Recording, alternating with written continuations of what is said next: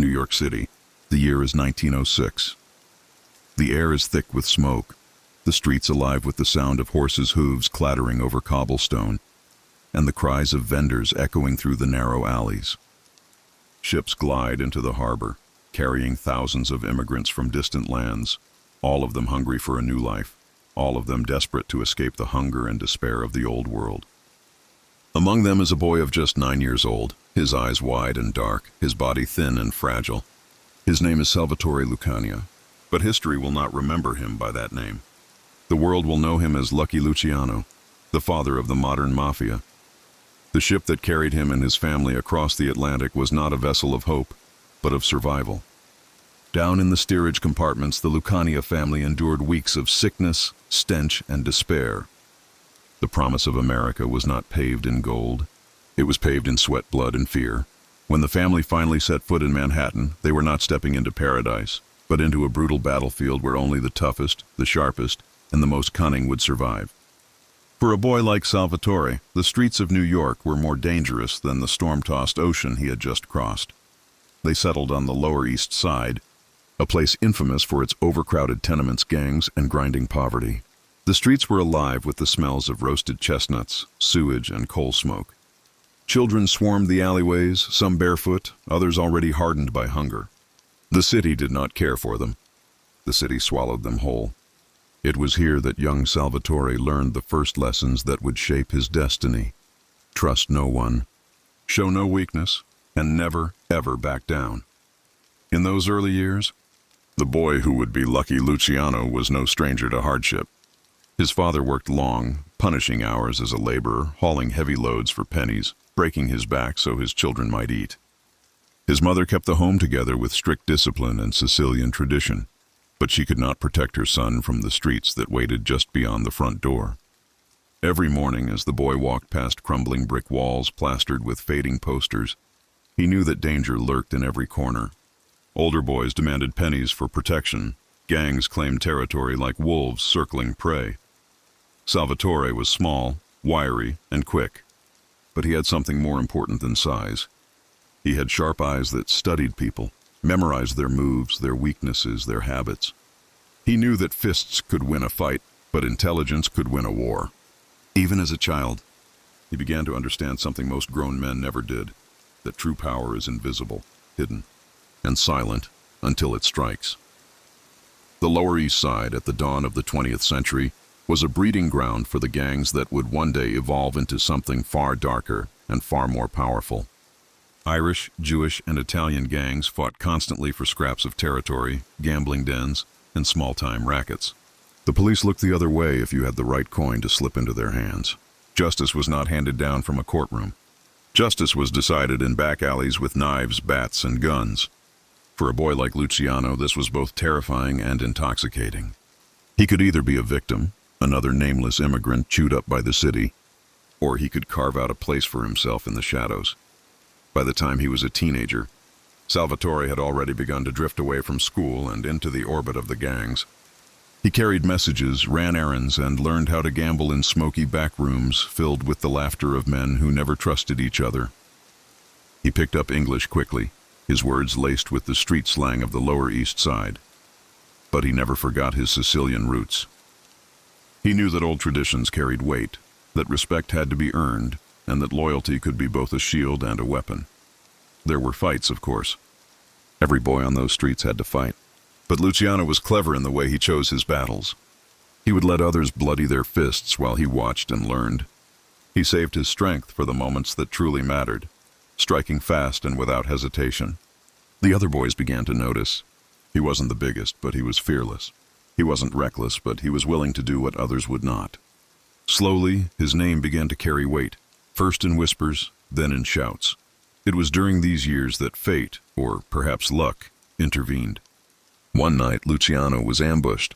The attackers beat him savagely, stabbing him and leaving him for dead on the street. But against all odds, he survived. The scars on his face would never fade, but neither would the legend. From then on, he was called Lucky, a name that would follow him for the rest of his life, a name that carried both respect and fear. But survival was not enough for young Lucky. He wanted more. He wanted to escape the grinding poverty that had defined his family's life. He wanted to be more than just another immigrant boy lost in the chaos of New York, and he wasn't going to wait for opportunity to come to him. He was going to create it. As he grew older, Lucky began to see that the gangs around him were chaotic, short-sighted, and constantly at war. The Italians clung to old-world traditions, stubborn and resistant to change. The Jews and the Irish fought with ferocity but lacked unity. But Lucky saw possibilities that others ignored. He believed that alliances could be formed, that enemies could be turned into partners, and that the endless cycle of bloodshed could be transformed into something far more profitable. He didn't want to rule a street. He wanted to rule a city.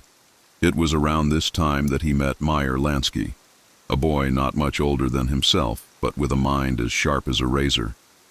Lansky was Jewish, and in the brutal world of gangland New York, that alone should have made them rivals. But instead, they found in each other something rare: respect. Luciano admired Lansky's intelligence and his ability to calculate odds like a machine. Lansky admired Luciano's fearlessness and his ability to command loyalty. Together, they formed a bond that would become the foundation of an empire. Another figure soon entered the picture: Benjamin Bugsy Siegel, a wild-eyed youth with a taste for violence and a charisma that made people follow him. Where Lansky brought brains, Siegel brought muscle and daring.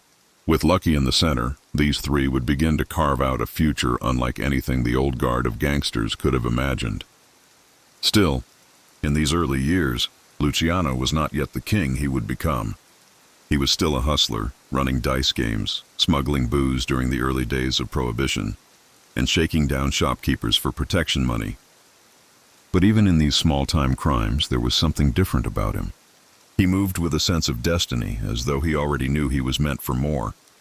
People began to follow him not just because he was tough, but because he made them believe he could lead them to a better life, richer, safer, and more powerful than anything they had ever known.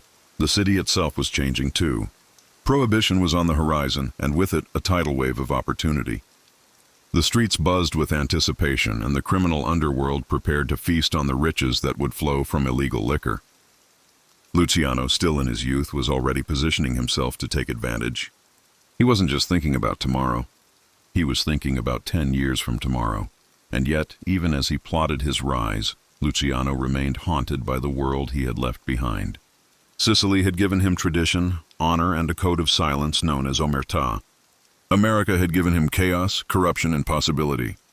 He would take the best of both worlds, discard the weaknesses, and forge something entirely new. In the flickering gaslights of the Lower East Side, surrounded by poverty, violence, and despair, a legend was being born. A boy named Salvatore Lucania was transforming into Lucky Luciano. He was learning the rules of survival, but more importantly, he was beginning to write new rules. Rules that would one day reshape the very foundation of organized crime. This is where the story begins. Not in the mansions of power, not in the casinos of Las Vegas, not in the smoky back rooms where fortunes are made and lives are ended. No, the story of Lucky Luciano begins in the shadows of New York City's poorest streets.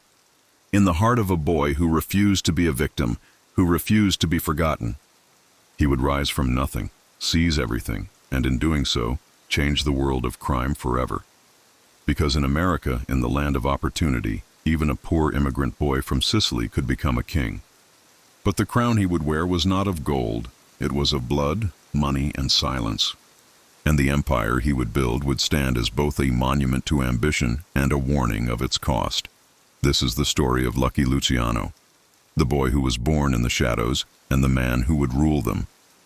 New York City in the 1910s was a place of hunger and ambition, a place where a young man could be swallowed whole or rise to unimaginable heights. For Lucky Luciano, the boy who had already carved a name for himself among the gangs of the Lower East Side, this was the proving ground. He was no longer just a child running messages or a teenager gambling in smoky basements. He was on the edge of something bigger, something more dangerous. The city was shifting, the underworld was expanding, and Luciano was about to step into the role that destiny had been sharpening for him since the day he stepped off the boat from Sicily. As Prohibition approached, the streets buzzed with whispers of the fortune to come. Liquor, once legal and flowing freely, was about to become contraband. To politicians, it was an act of morality, a crusade against sin. To the criminals, it was a golden opportunity. The law was about to hand them a business worth millions, and the ones who could seize it would rise above the chaos of the streets. For Luciano, this was not just chance, it was fate. He had already seen the way alcohol could turn ordinary men into fools willing to pay anything for a bottle. Now, with the stroke of a politician's pen, an empire was waiting to be built. Before he became a prince of bootlegging, though, Luciano had to cut his teeth in the blood and grime of street life. He ran dice games in alleys, extorted small shopkeepers, and moved small shipments of dope and liquor for older gangsters. He never shied away from risk, but he was careful, always calculating, always watching. He saw other young men burn out quickly, dead in alleys or locked behind bars because they couldn't think beyond the next dollar. Luciano was different. He had patience. He had vision. By the late teens, he was already making money, enough to dress better than most of the kids in his neighborhood. He wore sharp suits, slicked his hair back, and carried himself with the confidence of someone far older. Women noticed him and respected him, and the police looked the other way if you paid them enough. Luciano was learning that in America, everything had a price, even the law. It was around this time that his bond with Meyer Lansky deepened. Together, they weren't just kids running scams, they were architects in the making. Lansky had a mind for numbers that bordered on genius. He could calculate odds in his head, run a gambling operation without ever picking up a pen, and sniff out risk like a bloodhound. Luciano recognized in him a partner who could take their schemes beyond the alleyways and into the big leagues. Where other Italians sneered at the idea of working with a Jew, Luciano embraced it. He didn't care about old-world prejudice. He cared about results, and Lansky delivered. Their friendship was more than business. It was loyalty. In a world where betrayal was common and life was cheap, they trusted each other like brothers. Bugsy Siegel soon joined their circle, a wild and reckless counterpart who brought muscle and daring to the mix. Siegel was the kind of man who would pull a trigger without hesitation, a man who scared others with his unpredictability. But Luciano understood how to channel that energy, how to keep Siegel close, and how to let him off the leash when it was time to send a message.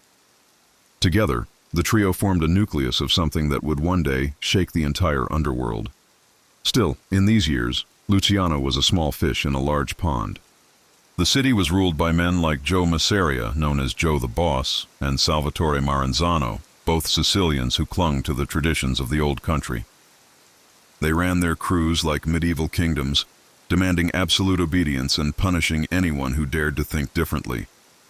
They despised the idea of working with non-Italians, and they fought over every scrap of territory like it was holy land. Luciano, sharp as ever, saw them for what they were, relics. He knew the future wasn't in blood feuds and loyalty oaths to the old country. The future was in money, in business, in building something bigger than one neighborhood. It was prohibition that gave him his first real taste of that future. When the law banned alcohol in 1920, the streets exploded with opportunity. Speakeasies popped up in every corner of the city. Bootleggers ran liquor from Canada, from hidden stills, from every conceivable source. The demand was endless, the profits astronomical. Luciano threw himself into the trade with the hunger of a man who had been waiting for this moment all his life. He wasn't just another bootlegger. He was a strategist. While others fought over scraps, Luciano made alliances. He didn't care if you were Italian, Jewish, or Irish. If you could make money, you were useful. And if you were useful, you had a place at his table. This philosophy set him apart from the old bosses, who scoffed at the idea of mingling with outsiders. But Luciano wasn't interested in their approval. He was interested in building something that would last. Through Lansky, Luciano secured connections with Jewish bootleggers who controlled supply lines. Through Siegel, he kept the competition in line with violence when needed. And through his own charm and cunning, he cultivated relationships with politicians and police officers who ensured his operations ran smoothly. He slipped envelopes of cash into the hands of beat cops, district attorneys, even judges. Slowly, the invisible web of protection spread around him. He was becoming untouchable, and he was still only in his 20s. It wasn't just business that defined Luciano in these years, it was the image he projected. He understood the power of appearances. He dressed in the finest suits, dined in the best restaurants, and carried himself with the poise of a man already destined for greatness. People believed in him because he looked like a man worth believing in. He wasn't just another thug in a back alley. He was a rising prince of the underworld, and everyone could feel it. But it wasn't all smooth sailing. The streets were dangerous and ambition made enemies. Luciano was targeted more than once, men jealous of his rise or afraid of his vision. He was beaten, arrested, and nearly killed on multiple occasions. Yet each time he came back stronger. Each time the legend of Lucky grew. People whispered that he couldn't be killed, that fortune itself protected him. And Luciano, ever the pragmatist, leaned into that reputation. Fear and superstition were tools as powerful as guns and money. One of the turning points in his rise came when he began working directly with Joe Masseria. At first, he bent the knee, as was expected. He ran operations for the boss, brought in money, and played the loyal soldier. But deep down, Luciano was already plotting. He saw that Masseria's rule was short-sighted, based on greed and tradition rather than innovation. Luciano was learning the old man's habits, his allies, his weaknesses. And all the while, he was dreaming of a future where he wouldn't have to answer to anyone. These years were filled with blood, betrayal, and opportunity. Luciano balanced it all with a careful hand. He expanded his operations, grew his influence, and began to gather a crew that was loyal not just to him as a man, but to his vision of a new kind of underworld. It was intoxicating, the sense that he was on the verge of something historic, that he was carving out a destiny no immigrant boy from Sicily had ever achieved. By the mid-1920s, Luciano was no longer a hustler. He was a player. He had the money, the muscle, and the connections to prove it. Speakeasies flourished under his protection. Politicians owed him favors. Rivals feared his wrath, and allies knew that standing with him meant profit beyond anything they could have dreamed of. Still, the higher he rose, the more dangerous the game became. He was walking a razor's edge, surrounded by men who would kill him in an instant if they thought it would give them an advantage. But Lucky Luciano thrived on that edge. He was fearless, calculating, and above all, determined. The streets had tried to crush him. The gangs had tried to bleed him. But he was still here, still standing, still climbing. And soon, he would reach a height that no gangster before him had ever dared to dream. The rise of Lucky Luciano was not just about crime. It was about vision. He was reshaping the very idea of what it meant to be a gangster. No longer a thug bound by tradition, no longer a soldier serving some old boss. He was becoming something new. A businessman of the shadows, a prince in a kingdom of vice, and a man who would one day rule not just a street or a neighborhood, but an entire empire built from the ashes of prohibition and the blood of rivals. And as the city roared into the 1920s, glittering with jazz, neon, and hidden bottles of bootleg liquor, Luciano's destiny drew closer with every deal, every alliance, every calculated risk. The boy from Sicily was gone. In his place stood a man who would change the underworld forever. This was the rise of Lucky Luciano. The 1920s in New York were a time of glitter and blood, jazz and bullets. It was an age when the city never slept, when champagne flowed in back rooms, and the hum of jazz bands filled the smoky air of speakeasies hidden behind false walls. But it was also an age of shadows, where crime was no longer a matter of petty theft or gang fights in alleys.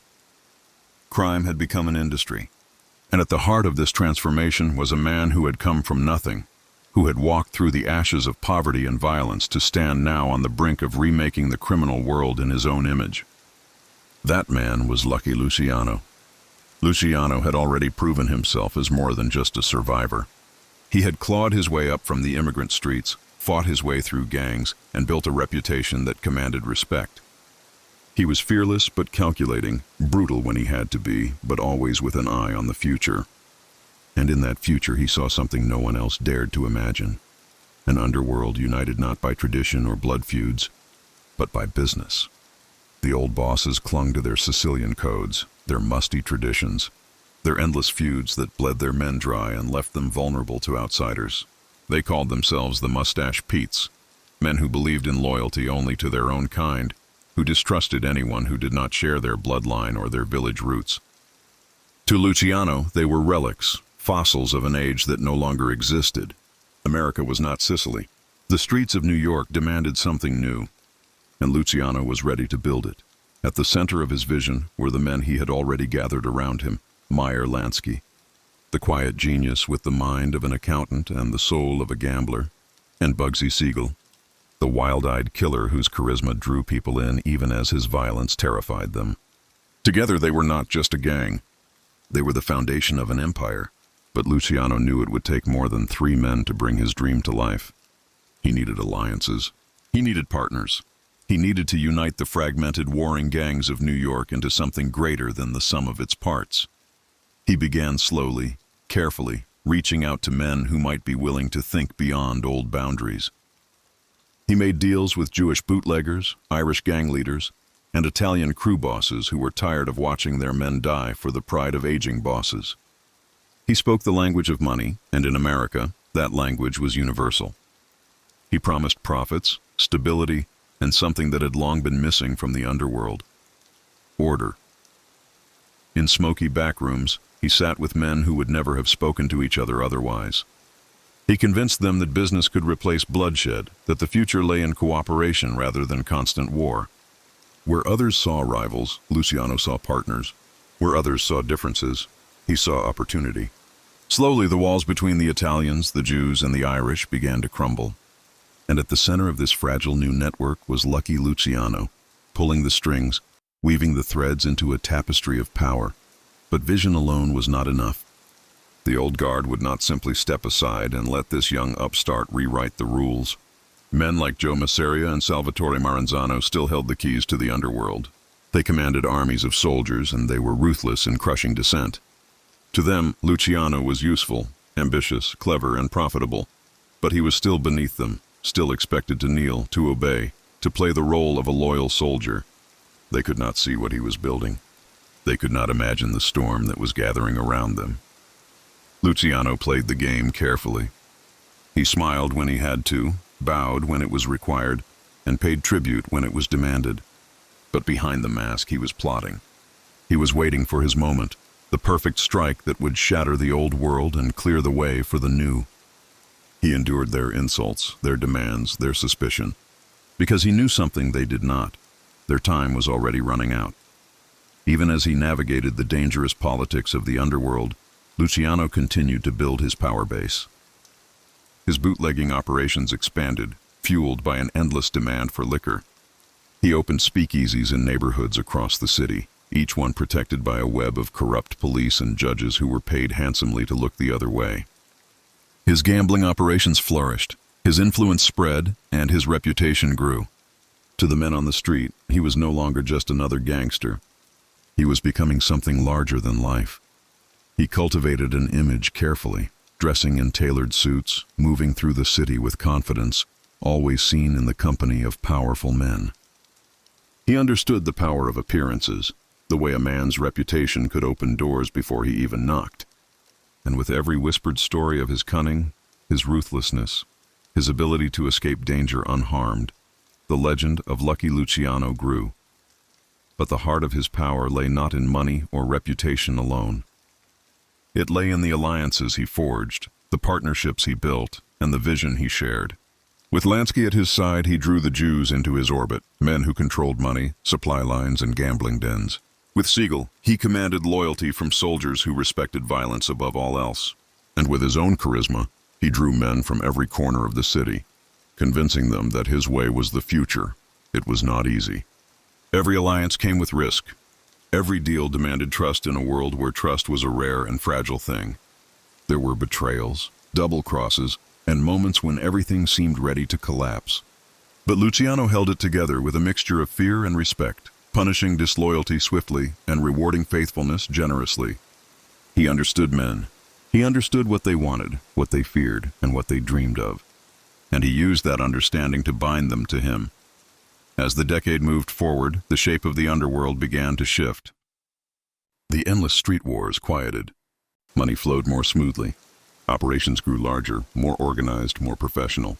And at the center of it all, still young but already commanding respect like a seasoned boss, stood Lucky Luciano. He was no longer just climbing the ladder of power. He was building the ladder itself. The old bosses still ruled in name, but their grip was slipping. They could not see that the world around them was changing. They could not see that the boy they once dismissed as a clever upstart was now the architect of a new order. They clung to their traditions, their codes, their blood feuds. But Luciano had already moved beyond them. He was building a system that would outlast them all. This was the beginning of the alliance that would define his legacy. Not just an alliance between men, but between ideas. The old way of crime was dying. A new way was being born. A way that treated crime not as chaos, but as business. A way that sought not constant war, but controlled peace. A way that valued profit above pride, and organization above bloodlust. And at the center of it all was a man with scars on his face and fire in his eyes. A man who had been born in the shadows, and now stood ready to reshape them in his own image. Lucky Luciano was no longer just a gangster. He was becoming the visionary of the underworld, the man who saw not what was, but what could be. And soon the old world would learn just how dangerous that vision could be. The streets of New York whispered with fear in the early 1930s. The glittering jazz age was dimming, the shadows growing longer, the weight of the Great Depression pressing down on every man, rich or poor. But in the underworld, business still thrived. Liquor still flowed, gambling still lured desperate men, and the rackets grew fat on the suffering of ordinary people. Yet beneath the surface of this empire of crime, a war brewed silently, a war not fought with bullets alone, but with vision, betrayal, and the cold calculation of men who understood that survival meant more than loyalty. Lucky Luciano stood at the center of this storm, watching as the old world tore itself apart. He had long endured the rule of men like Joe the Boss Mafia, the swaggering tyrant who demanded respect through brute force, and Salvatore Maranzano, the cunning Sicilian who cloaked himself in the traditions of the old country. To Luciano, they were two sides of the same coin, men bound to an outdated way of thinking, blind to the possibilities of a new order. They were mustache Petes, relics of Sicily transplanted into the streets of New York, men who still believed that control came only through fear, blood, and blind allegiance. For years, Luciano had played the loyal soldier. He paid his dues, bowed his head, smiled when insulted, and quietly lined his pockets while waiting for the right moment. To the old bosses, he was useful. They saw in him a capable lieutenant, ambitious but still young enough to be controlled. What they could not see was the patience behind his eyes, the silent fire that burned within him, waiting to consume them both. The war between Mafia and Maranzano began like all gang wars did, an eruption of egos, pride, and the unquenchable thirst for power. The city was split in two, with soldiers dying in alleys, storefronts sprayed with bullets, and bodies dumped in rivers. It was chaos, the kind of senseless bloodshed that had defined the Mafia for decades. But Luciano saw beyond it. He did not see a war between two bosses. He saw an opportunity to eliminate both, to tear down the crumbling foundations of the old order and replace them with something entirely new. His first move was audacious, even unthinkable. He offered his loyalty to both sides, becoming a bridge between two men who would have gladly slit each other's throats. He played the part of the dutiful soldier to Mafia while quietly whispering in the ear of Maranzano. He fed them both what they wanted to hear, letting each believe that he was loyal, even as he began plotting the destruction of both. To pull off such a betrayal required nerve, cunning, and a willingness to gamble his life on every move. But if there was one thing Luciano had proven since his earliest days on the streets, it was that he thrived in the spaces where other men faltered. The first to fall would be Joe Mafia. To Luciano, Mafia represented the worst of the old guard, crude, greedy, and incapable of seeing beyond his own pride. He demanded absolute loyalty, treating his men as slaves rather than partners, and he refused to accept the idea of change. To Luciano, such a man could not be reasoned with. He could only be removed. The plan was simple in theory, deadly in execution. Luciano would lure Mafia into a meeting under the guise of loyalty, then step aside while others did the killing. It was not about personal revenge, but about business. Murder in Luciano's vision was no longer a matter of blood feuds or hot tempers. It was a transaction, a tool to remove obstacles. It was, in his mind, just another business deal. On a spring afternoon in 1931, Luciano sat across from Mafia in a quiet restaurant in Coney Island. The two men played cards, their faces calm, their voices low. To any outsider, it seemed like nothing more than a casual game between boss and lieutenant. but beneath the surface, tension hung in the air like smoke. Luciano knew that outside, his men, Benjamin Bugsy Siegel, Vito Genovese, Albert Anastasia, and Joe Adonis, were waiting. They were the executioners, ready to end Masseria's reign in a hail of bullets. Luciano excused himself from the table, stepping into the bathroom with the calm of a man who knew he would not return to see the same world. In the brief silence that followed, Masseria shuffled his cards, unaware of the death that crept closer. Then the doors burst open. Siegel, Anastasia, and the others stormed in, guns blazing. The sound of gunfire shattered the air, bullets tearing through flesh and wood, the acrid stench of gunpowder filling the room. Joe Masseria slumped forward, cards still in his hand. His reign ended in an instant. When Luciano returned to the table, the job was done. The boss was dead, and with him, a chapter of Mafia history was closed. To Luciano, it was not murder. It was progress. It was the removal of a barrier standing in the way of his vision. It was business. But Luciano was not naive. He knew that killing Masseria was only half the battle. In eliminating one boss, he had strengthened another. Salvatore Maranzano now stood as the undisputed ruler of the Mafia, and he was no less dangerous. Where Masseria was brutish and crude, Maranzano was calculating, shrewd, and steeped in the traditions of Sicily. He declared himself capo di tutti capi, the boss of all bosses, demanding that all men bow to his authority. For a brief moment, it seemed as if he might succeed in cementing his rule. But to Luciano, Maranzano was simply another obstacle, another man who clung to the old ways, another relic who could not see the future. Luciano played the loyal subject once more, smiling, nodding, pretending to accept Maranzano's rule. But behind his calm demeanor, he was already plotting the next move. He had seen how dangerous a single supreme boss could be. It bred resentment, division, and endless wars. If Maranzano were allowed to remain, he would only become another tyrant, another stumbling block in the path of progress. The decision was made. Maranzano, too, would have to fall. But this time, Luciano would not rely on men from his own circle alone. He reached beyond the Italians, forging alliances that broke centuries of tradition. He brought Jewish gunmen into the fold, men who were not bound by Sicilian codes and who could move unseen in Maranzano's world. It was a bold move, one that scandalized the old guard. To Luciano, it was simply practical. Business cared nothing for bloodlines. On a September afternoon in 1931, the plan was set into motion. Maranzano summoned Luciano to his office, intending to eliminate him. Word had reached Luciano that Maranzano planned to have him murdered, a betrayal born of suspicion. But Luciano moved faster. Before Maranzano could act, a team of Jewish hitmen, disguised as government agents, stormed his office. They carried guns, knives, and the cold efficiency of professionals. In minutes, Maranzano lay dead on the floor, his reign ended, his dream of being the boss of all bosses silenced forever. With Maranzano's death, the old world crumbled. The era of the mustache Petes was over. The endless blood feuds, the rigid codes, the clinging to Sicilian tradition, it all died with him. In its place, Luciano stepped forward, not as a supreme ruler, but as the architect of something entirely new. He abolished the title of boss of all bosses, declaring that no single man should hold such power.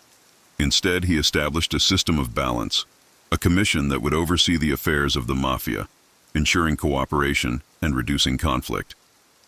It was revolutionary, a complete reimagining of organized crime. To the men of the underworld, it was shocking. To law enforcement, it was invisible. But to Luciano, it was the fulfillment of his vision. No longer would the Mafia be a chaotic collection of warring gangs.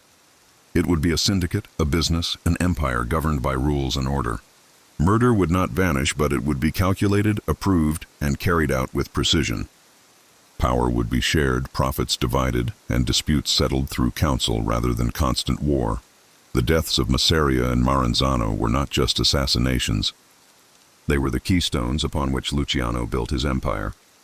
They marked the end of an age and the birth of another, an age where crime was no longer chaos but commerce, where the underworld was no longer fragmented but united, where power was not seized by tradition but earned through vision. And as Luciano looked out over the city he had helped reshape, he knew the truth. He had not just survived the old world, he had buried it.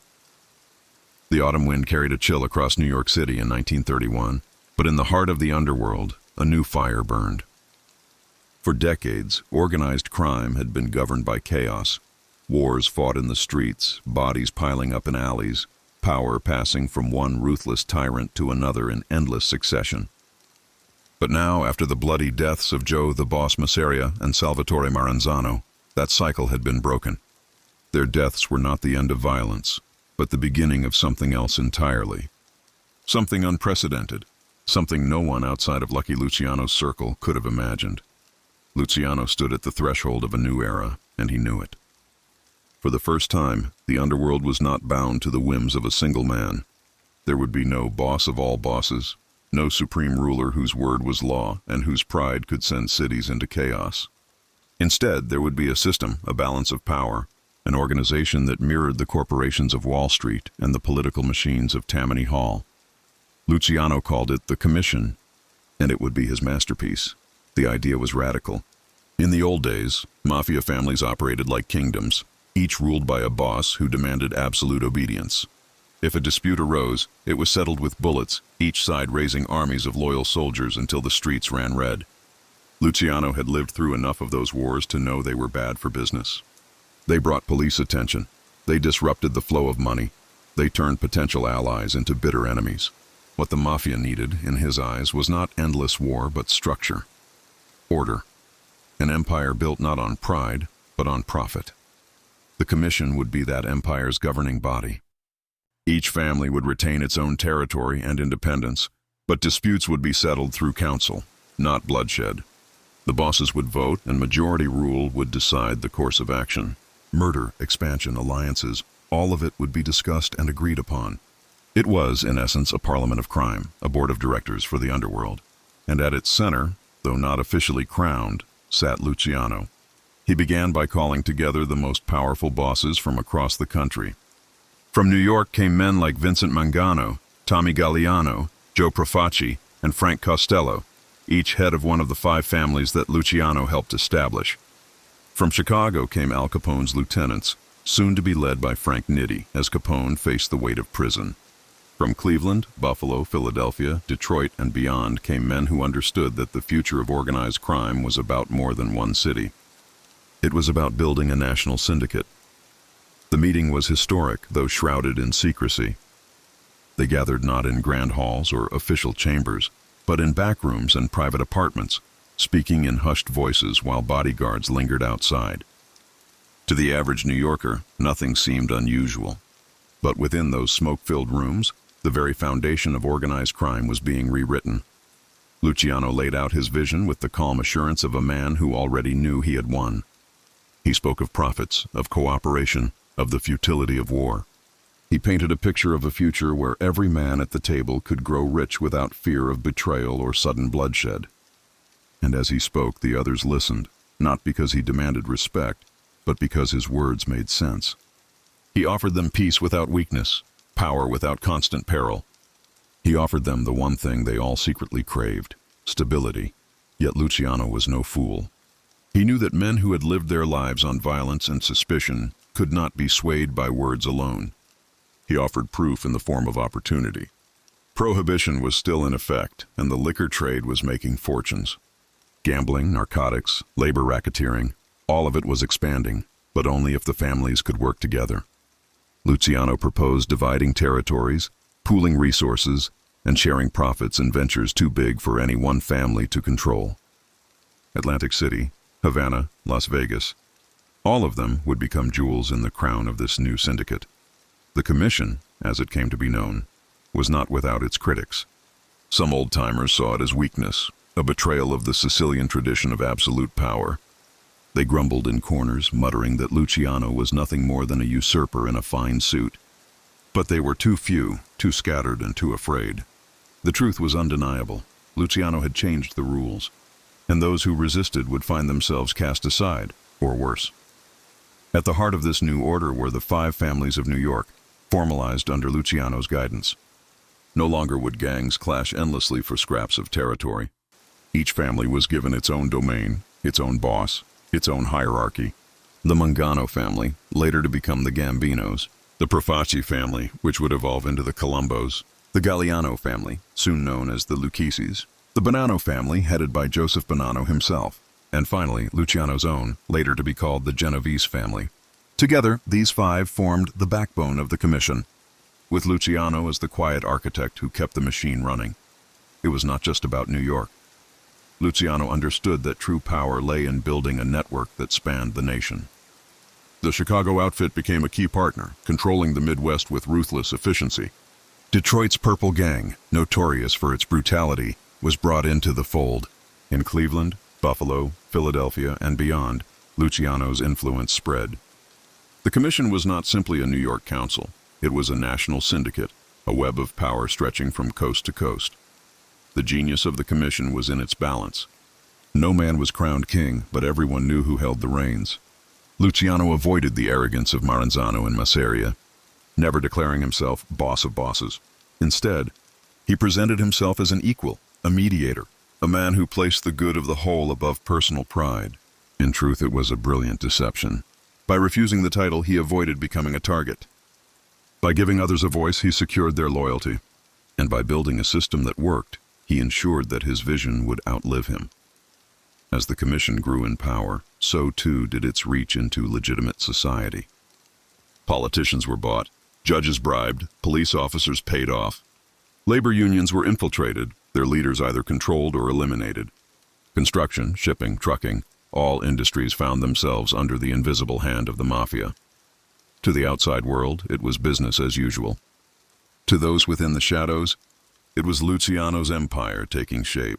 The 1930s became an age of prosperity for the Mafia. While the rest of America struggled under the weight of the Great Depression, the commission thrived. Money flowed like never before. Speakeasies, gambling dens, brothels, all fed into the machine. And at the top, Luciano enjoyed the fruits of his labor. He dressed in tailored suits, dined in the finest restaurants, and mingled with politicians, celebrities, and businessmen. He was no longer just a gangster. He was a figure of influence, a man whose name carried weight in both the underworld and the world above. But for all his success, Luciano never lost sight of the danger. Power was a fragile thing, and enemies lurked in every corner. He trusted few, relying only on a small circle of allies like Frank Costello, Vito Genovese, and Meyer Lansky. Each brought something to the table. Costello with his political connections, Genovese with his ruthlessness, Lansky with his financial genius. Together they formed a triumvirate of power, a brain trust that kept the commission strong. The creation of the commission did not end violence entirely.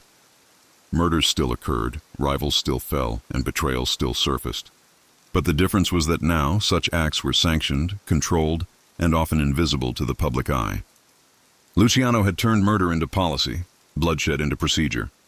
The chaos of the past had been replaced by a system where every move was calculated, every risk weighed against its potential reward. Perhaps the most remarkable thing was how little the outside world noticed. To the press and the police, the Mafia remained a collection of street thugs and bootleggers. The true structure of the commission was hidden, its meetings secret, its influence carefully disguised. It would be years before law enforcement even began to understand what Luciano had built. By then, it was too late. In the smoky backrooms where the commission met, history was being made. Men who had once been enemies now sat side by side, dividing territories, settling disputes, and plotting futures. And always, behind it all, was Luciano, the quiet visionary who had turned crime into a corporation, who had replaced chaos with order, who had built an empire from the ashes of bloodshed. As the decade marched on, the commission would face new challenges: prohibition's repeal, government crackdowns, rival ambitions. But for now, in the early 1930s, it stood as a monument to Lucky Luciano's genius. The old guard was gone, the wars had ended, and the Mafia had been reborn. And as Luciano gazed out over the city that never slept, he knew he had done more than survive. He had reshaped the underworld in his image, carving out a legacy that would echo through history. By the mid-1930s, the skyline of New York glittered like a kingdom of steel and light. It was a city that pulsed with contradictions. Men starving in bread lines beneath the same towers where fortunes were being made. Speakeasies still humming in basements even as prohibition neared its end. the sound of jazz horns echoing over a world weighed down by the Great Depression. But for Charles "Lucky" Luciano, these years were not marked by struggle. They were his golden age, years when power and wealth flowed into his hands with a steadiness that seemed unshakable. Luciano was no longer just another gangster climbing the ladder. He was the architect of the most powerful criminal syndicate America had ever seen. The commission he had designed functioned like a hidden government, ensuring that profits were divided, disputes resolved, and chaos kept at bay. But while the commission gave structure, it was Luciano's vision that gave it ambition. He saw opportunity everywhere, in the desperation of the poor, the greed of the rich, the hypocrisy of the politicians who denounced crime in public, but shook his hand in private. In those days, Luciano lived like royalty. His suits were hand-tailored, his shoes polished to a shine that caught the light in dimly lit clubs. He dined at the best restaurants, sipped expensive liquor, and always seemed to be in the company of beautiful women. To those who saw him from the outside, he appeared more like a movie star than a mob boss. The papers sometimes referred to him as a gangster king, though they had little understanding of the empire he commanded. To many, he was still a shadowy figure, whispered about in courtrooms and police stations, admired and feared in equal measure. The repeal of Prohibition in 1933 marked a turning point, but not the death knell for organized crime that reformers had hoped. For more than a decade, the Mafia and its allies had grown rich off bootlegging, supplying thirsty Americans with illegal alcohol. But while legitimate businesses now reclaimed the liquor trade, Luciano and his men were already prepared for the next phase. They pivoted seamlessly into other rackets: gambling, narcotics, prostitution, labor unions, and construction. Where one door closed, Luciano opened 3 more. Gambling became one of the syndicate's most lucrative enterprises. From backroom craps games to high-class casinos, Luciano and his allies ensured they took their cut. They controlled bookmaking operations that stretched across state lines, fixing horse races and manipulating odds with invisible hands. Las Vegas, at that time a small desert outpost, was already being eyed as a future empire of gambling. Luciano's friend and partner Meyer Lansky saw its potential and began laying the groundwork for what would one day become the gambling capital of the world. But it wasn't only about gambling. Labor unions offered another path to power. Through bribery, intimidation, and violence, Luciano's men infiltrated unions across industries: longshoremen, truck drivers, construction workers. Strikes could be ordered or broken at will, companies pressured into deals. Politicians swayed with the promise of labor peace. It was a racket disguised as respectability, one that gave Luciano control not just over money, but over the very lifeblood of the American economy. Drugs, too, became part of the empire, though more carefully. Luciano understood the risks, but he also saw the profits. Heroin and cocaine flowed into the country through secret channels, distributed by men who ensured the higher bosses remained insulated. It was dirty money, dangerous money, but it was too lucrative to ignore. The same applied to prostitution. Luciano transformed it from a street corner hustle into a streamlined business. Brothels operated like well-oiled machines, with profits collected and protection paid up the chain. To the public it was vice.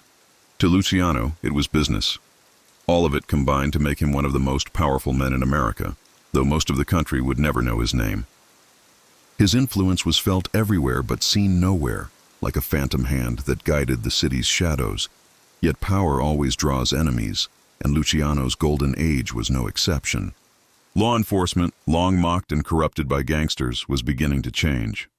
A new wave of prosecutors and investigators, unafraid of bribes and determined to make names for themselves, began looking at Luciano as the ultimate prize. Among them was a man whose name would become forever linked with Luciano's downfall: Thomas E. Dewey. Dewey was ambitious, driven, and relentless. A special prosecutor appointed in New York, he saw organized crime as the cancer eating away at the city, and he made it his mission to cut it out. Unlike so many before him, Dewey could not be bought. He refused offers of bribes, shrugged off intimidation, and pursued gangsters with the zeal of a crusader. To men like Luciano, this made him dangerous, not because he was feared on the street, but because he could not be controlled. At first, Dewey focused on smaller targets: bookmakers, smugglers, petty bosses, but each conviction brought him closer to the top. He began piecing together the structure of organized crime, connecting dots that others had overlooked. Slowly, methodically, he started to understand the enormity of the syndicate that Luciano had built. And with that understanding came a determination to destroy it. But Dewey was not Luciano's only problem. Within his own ranks, enemies were stirring. Vito Genovese, once his loyal lieutenant, grew restless. Genovese was ruthless, ambitious, and consumed by a desire to sit in Luciano's chair. He had no patience for diplomacy, no interest in compromise. Where Luciano saw business, Genovese saw only power. For now, Luciano kept him close, knowing that keeping such a man at his side was safer than leaving him unchecked. But deep down, he understood that Genovese was a storm waiting to break. Still, in these years, Luciano's empire stood firm. The commission thrived, its influence expanding across the country. Atlantic City became a hub of operations, a playground for gangsters and politicians alike. Havana, with its casinos and nightclubs, became a jewel of the Caribbean, a place where American mobsters could launder money and enjoy luxury without fear of law enforcement. The tentacles of the syndicate reached even into Hollywood, where union control allowed the Mafia to exert quiet influence over the film industry. And through it all, Luciano maintained his image as a man of sophistication. He was not a back-alley thug, but a businessman, a gentleman. He held meetings in fine hotels, smoked expensive cigars, and carried himself with the air of legitimacy. To those who met him, he could be charming, even likable. But beneath the smile was a man of cold calculation, willing to have anyone killed if it protected his empire. There were moments of violence, reminders that beneath the polished exterior, the Mafia remained a world built on fear. Rivals disappeared, their bodies found in ditches or not at all. Witnesses against the syndicate often never made it to the courtroom. Even allies who grew too ambitious could find themselves silenced. Murder remained a tool, used not recklessly, but efficiently. Luciano had not abolished bloodshed. He had perfected it. As the 1930s wore on, Luciano seemed untouchable. His enemies fell, his allies prospered, and his influence only grew. But the shadow of Thomas Dewey lengthened with each passing year. Dewey was building his case, gathering witnesses, and preparing for the moment when he would strike. Luciano, confident in his wealth and power, underestimated him. It was a mistake that would one day cost him everything. For now, though, this was Luciano's golden age, a time when he reigned not just over New York, but over an empire that stretched across America and beyond. He was the hidden king of a nation within a nation, a man who had turned crime into commerce, chaos into order, blood into gold. And as he looked out over the glittering lights of New York, the city that had shaped him and that he had reshaped in return, he must have believed it would last forever. But in the shadows, history was already writing the next act. The spring of 1936 carried with it a strange electricity, an undercurrent of inevitability that ran beneath the streets of New York. For years, Charles Lucky Luciano had lived like a sovereign in shadows, his empire built upon vice, loyalty, and the careful balance of fear and respect. He had weathered gang wars, police raids, rival betrayals, and political storms. Yet what approached now was different. It wasn't bullets in the night or betrayal in a smoky back room. It was a courtroom, a stage where the law itself would be weaponized against him. And the man holding that weapon was Thomas E. Dewey. Dewey was 33 years old, sharp-faced, sharp-eyed, and driven with a ferocity that unnerved even seasoned gangsters. His reputation as a special prosecutor had grown quickly, built on convictions that seemed impossible until he achieved them. Where others faltered before the corruption of New York politics, Dewey thrived.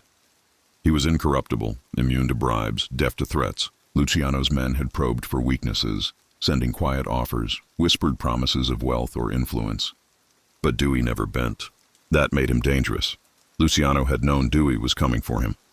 For months, whispers had reached his ears, informants flipping, brothels raided, prosecutors piecing together the hidden lines of his empire. At first, Luciano was calm. The law had tried before, and every time it had failed. Witnesses vanished, juries were bought, evidence mysteriously disappeared. To him, Dewey seemed just another ambitious man looking to make a name. But unlike the others, Dewey did not hunt blindly.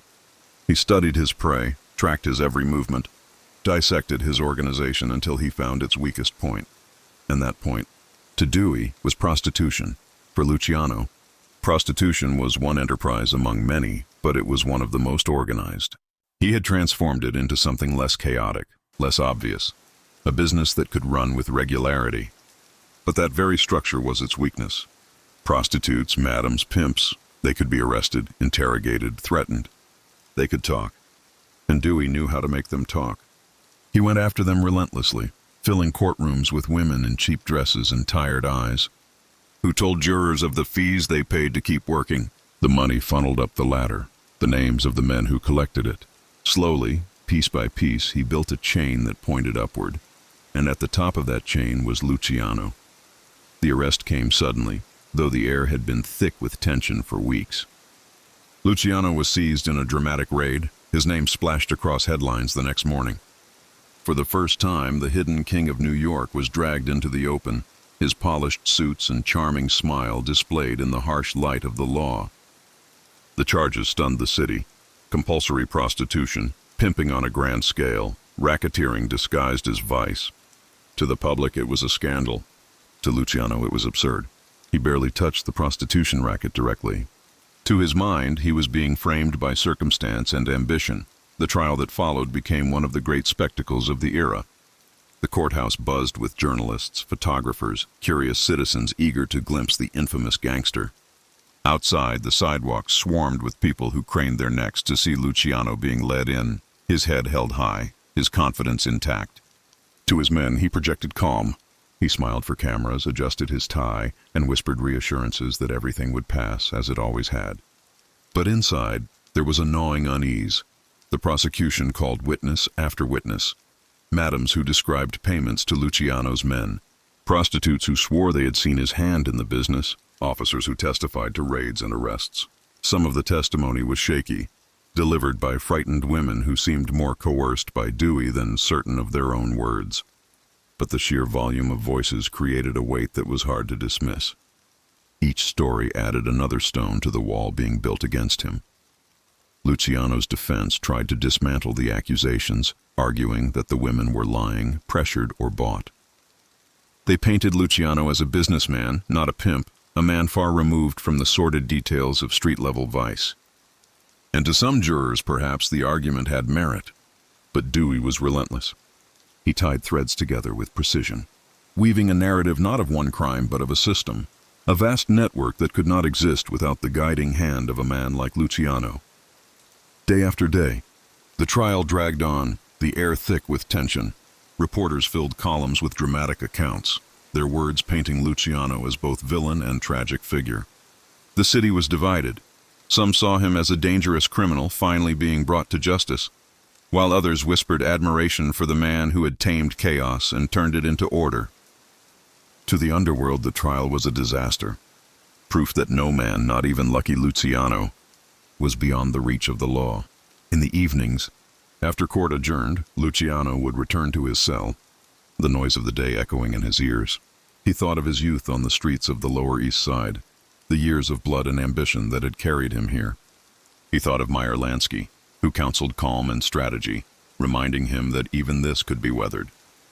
He thought of Vito Genovese, whose eyes gleamed with the hunger of a man already imagining himself in power. And he thought of Dewey, the unmovable force who refused to play by the old rules. The jury deliberated for hours that felt like days, the courtroom waiting in breathless silence. And then the verdict came. Guilty, on all counts. The sentence was staggering, 30 to 50 years in prison. For Luciano, it was more than a punishment. It was exile, a stripping away of the empire he had built, the throne he had carved out of blood and vision. The courtroom gasped, the press roared, and the underworld shuddered. The king had been dethroned, not by bullets or betrayal, but by the quiet weight of the law. Luciano took the verdict with the same calm he had shown throughout the trial. He did not cry out or collapse.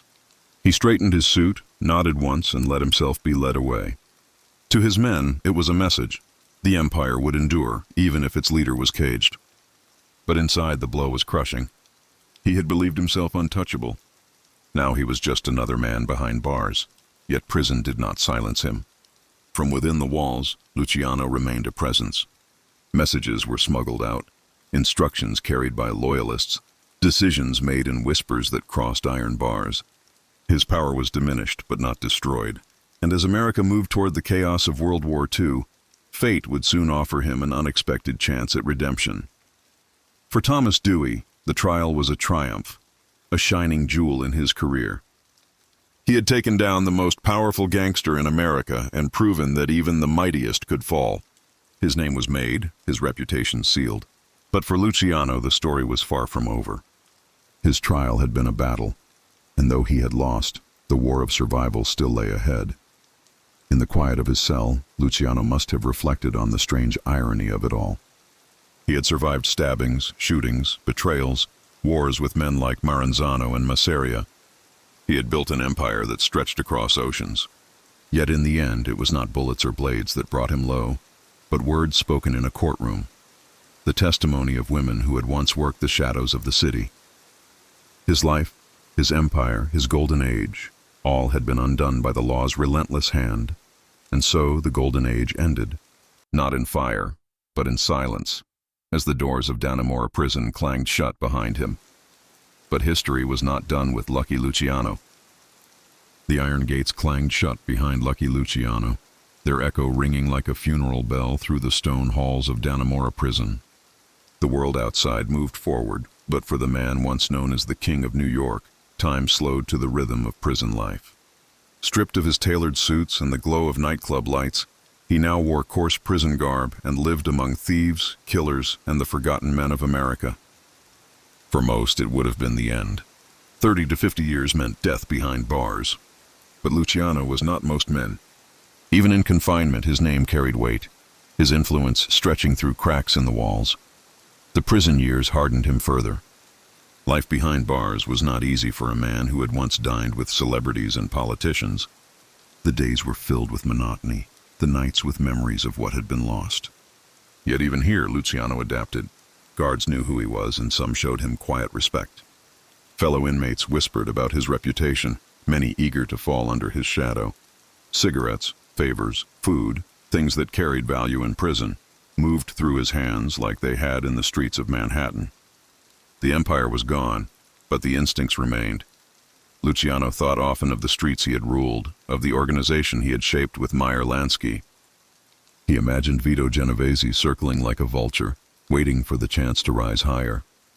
He wondered whether the commission would hold steady without him, whether the men he had trusted would honor the balance of power he had created.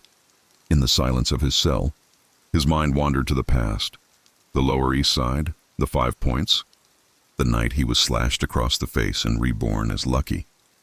But now, there were no dice to throw, no deals to strike. The silence stretched on, heavy as the stone walls, yet history has a way of pulling certain men back into the light. In 1941, as the world plunged deeper into the abyss of war, America found itself vulnerable in ways it could never have imagined. Pearl Harbor was bombed. The oceans became killing fields where German submarines hunted mercilessly, cutting down American and Allied ships with torpedoes that struck like lightning beneath the waves.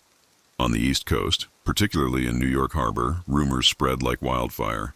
Sabotage, whispers of Nazi spies, fires on ships that could not be explained. Fear clung to the docks and the government grew desperate. The Navy needed eyes and ears where their reach did not extend. They needed the docks secured, the flow of war supplies protected, the possibility of sabotage crushed before it could strangle the war effort. But the docks belonged not to the government, not to the police, but to the mob. Longshoremen worked under the shadow of gangsters. Cargo moved under the watchful eyes of men who answered not to Washington, but to the underworld. And at the very heart of that world, even from behind bars, was Lucky Luciano. The connection came quietly, discreetly, through channels both official and not. A Navy intelligence officer named Charles Haffenden spearheaded the effort, a man pragmatic enough to know that fighting a war sometimes meant shaking hands with the devil. Through intermediaries, the Navy reached out to Meyer Lansky. Lansky, ever the strategist, saw the opportunity immediately. If Lucky could help, if he could deliver the waterfront and ensure the Navy's security, perhaps his prison sentence could be reduced. Perhaps freedom was not a distant dream after all. Lansky arranged the meetings, carefully, secretly. He reached out to Luciano in Dannemora, delivering the message with the precision of a man who understood the stakes. Luciano listened, his mind sharpening at the prospect. Here, in the bleakness of prison, was a glimmer of the game he had once played so well. Helping the Navy was not about patriotism. Luciano had never pretended to be a man of flags and anthems, but it was about leverage. It was about survival. And so, he agreed. What followed became one of the strangest alliances in American history, Operation Underworld. With Luciano's blessing, Lansky and other mob figures moved to secure the docks. Strikes were curbed, sabotage stopped, the longshoremen brought in line. German agents who thought they could hide among the shadows of the city found those shadows turning hostile. Information flowed where it was needed, and the Navy, for all its power, began to depend on the unseen hand of a gangster sitting in a prison cell. Luciano's influence extended beyond New York.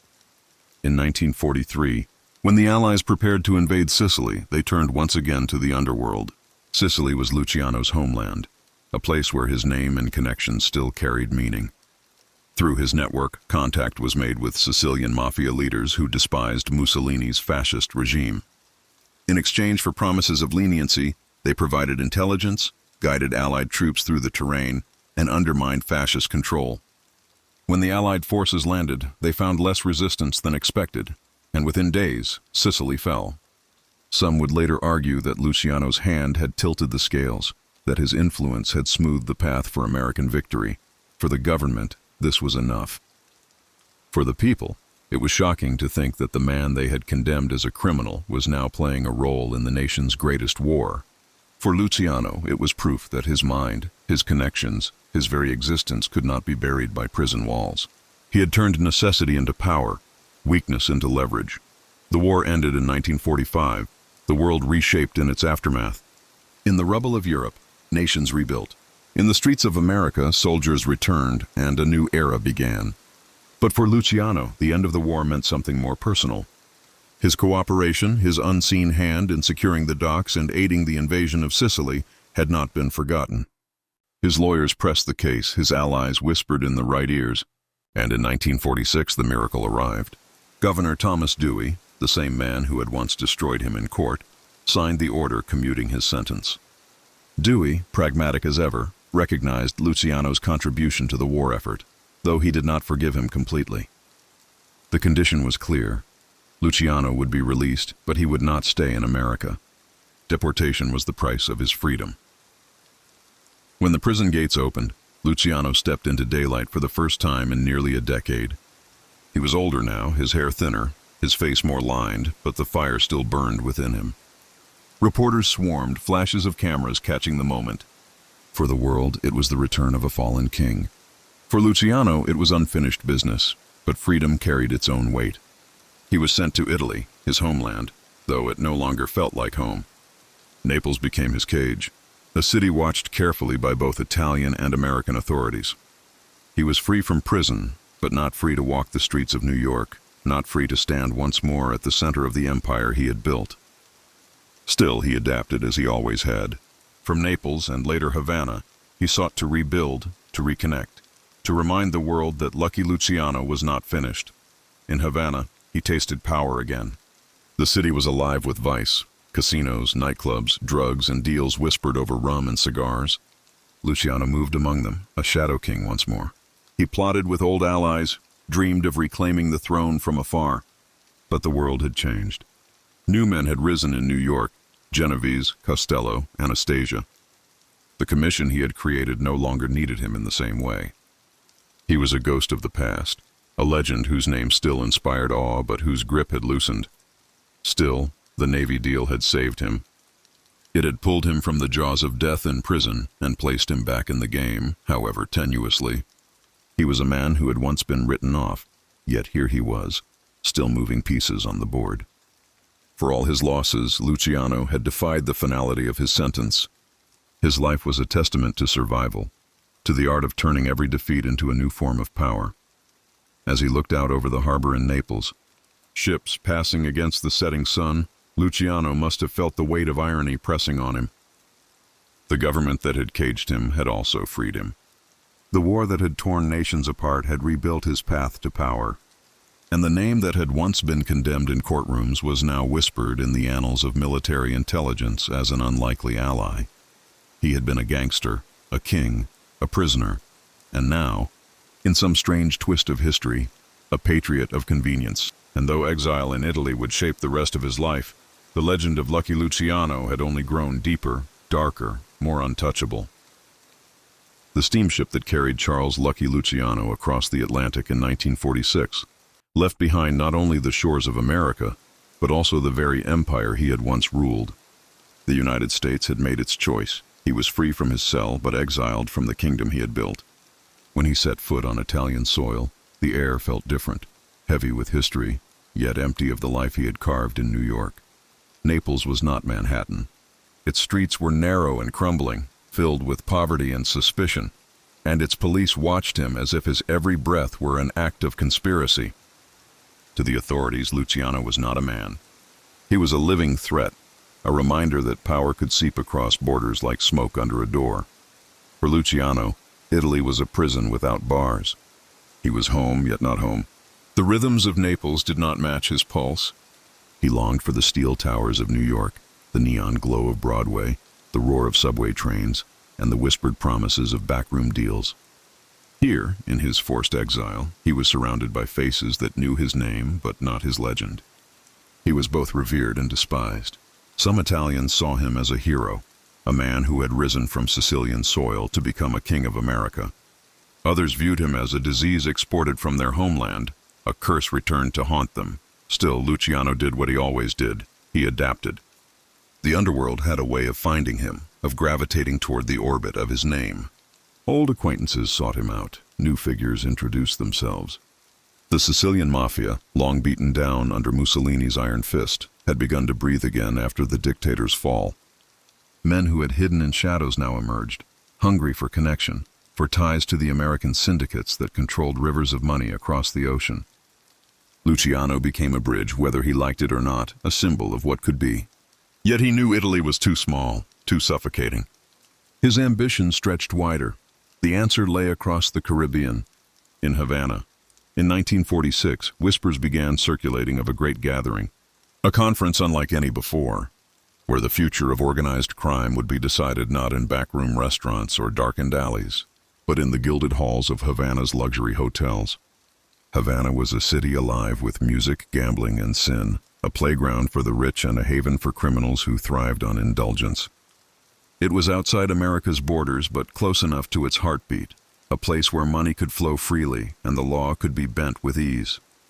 And at the center of this gathering, orchestrated quietly through strings pulled by Meyer Lansky, was Luciano. When Luciano arrived in Havana, it was as though the ghost of a king had returned to reclaim his throne. The hotels glittered with chandeliers, the casinos rang with dice and laughter, and in smoky rooms, men of immense power gathered, speaking in hushed tones that carried the weight of nations. Lansky was there, calm and calculating as always, his mind already weaving the empire of Cuban casinos that would pour wealth into their coffers. Santo Traficante, the rising Florida boss, lingered like a shadow in the background, his future tied to Havana's fortunes. From Chicago came emissaries of the outfit, men tied to Al Capone's lingering legacy. And from New York, figures loyal and disloyal alike appeared, their eyes studying Luciano with reverence, envy, and suspicion. The Havana conference was more than a meeting. It was theater, a coronation disguised as business. Luciano sat at the head, his presence a reminder of who had built the commission, who had shaped the rules by which they all lived. His voice carried weight, and when he spoke, even the most ambitious men paused. Yet beneath the surface, the currents of betrayal swirled. Among the attendees, one figure loomed larger than most: Vito Genovese. Genovese had always been both ally and rival, a man whose ambition mirrored Luciano's but whose patience was thinner.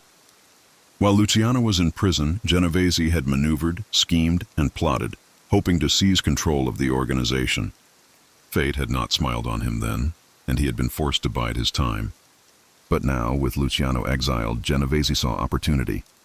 The Havana gathering may have crowned Luciano in spectacle, but in Genovese's mind, it was only a prelude to his own rise. The conference touched on everything: the narcotics trade, the control of gambling, the flow of money from Cuba to America. Perhaps the most famous moment came with the discussion of Frank Sinatra, the crooner whose voice had captured the world. Sinatra was brought to perform, his presence not only entertainment, but also symbol, a bridge between the glamour of American culture and the power of the underworld. Rumors spread of Sinatra being used as a pawn, pressured into carrying messages, perhaps even money for the mob. Whether truth or myth, the story endured, adding a touch of Hollywood sheen to the shadows of Havana. Yet for all the glitter, danger stalked the gathering. American authorities were not blind. The FBI and the Bureau of Narcotics had grown increasingly alarmed at the whispers of Luciano's presence in Havana. Reports reached Washington that the exiled gangster was not merely living quietly in Naples but actively working to rebuild his empire from Cuban soil. Pressure mounted. By 1947, the U.S. leaned heavily on the Cuban government, demanding action. And so, in an irony sharp as a blade, Luciano was once again uprooted. Cuban officials, bowing to American demands, placed him on a plane and sent him back to Italy, his Havana dreams cut short before they could fully bloom. Back in Naples, Luciano's world grew smaller again. He was watched constantly, his movements tracked, his communications intercepted. The police raided his home, harassed his guests, and treated him not as a citizen, but as an enemy. Yet still he plotted. The heroin trade, growing stronger by the year, became a field in which his influence was felt, even if indirectly. Through networks spanning from Sicily to Marseille to New York, drugs flowed, and whispers tied them back to the name Luciano. Whether or not he commanded it directly mattered less than the perception. To law enforcement, he remained the spider at the center of the web. Meanwhile, in America, Vito Genovese made his move. With Luciano forced into exile, Genovese positioned himself as the true power of the underworld. He courted allies, eliminated rivals, and whispered of his vision for a new era. Men who had once bowed to Luciano now bent their ears to Genovese. The shadow of Lucky Luciano lingered, but the flesh-and-blood man was far away, powerless to intervene directly. It was a cruel twist. The organization he had built to outlive any one man was now slipping from his grasp, its throne claimed by another, from Naples. Luciano watched, listened, and tried to exert influence.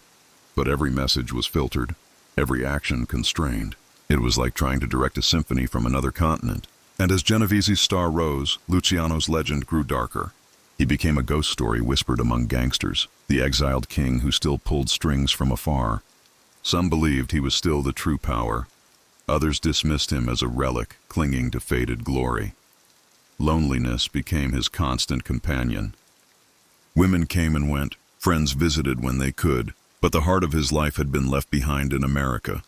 He longed for the streets of New York, for the smell of hot asphalt in summer, for the chaos of Times Square, for the satisfaction of knowing that every deal, every bet, every whisper of the underworld flowed back to him.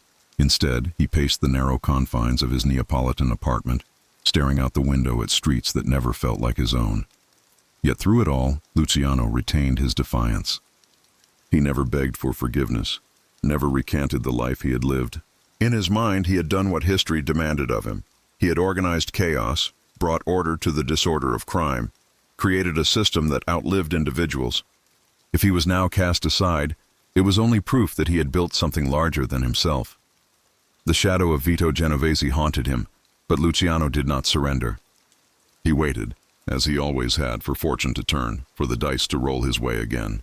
Whether in Havana's golden halls or Naples' dim streets, he remained Lucky Luciano, the man who had survived every fall, every betrayal, every exile.